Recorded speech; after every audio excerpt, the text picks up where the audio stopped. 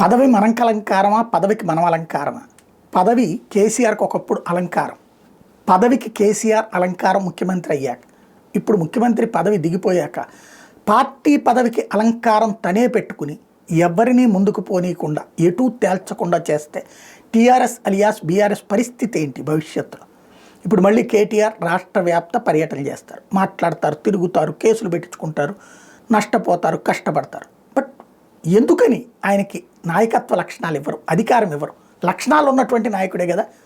సరే వారసుడిగా పోని కాదనుకుంటే హరీష్ రావుకి ఇస్తారా, లేదా కవితకి ఇస్తారా? ఏదో ఒకటి ప్రకటించవచ్చు కదా.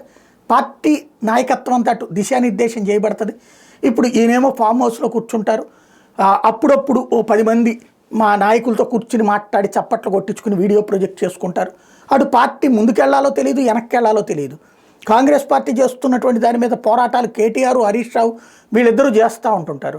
కానీ సంఘటితంగా వాళ్ళకు ఒక బాధ్యత, మీరే చూసుకోండి అయ్యా పార్టీ అని చెప్పరు.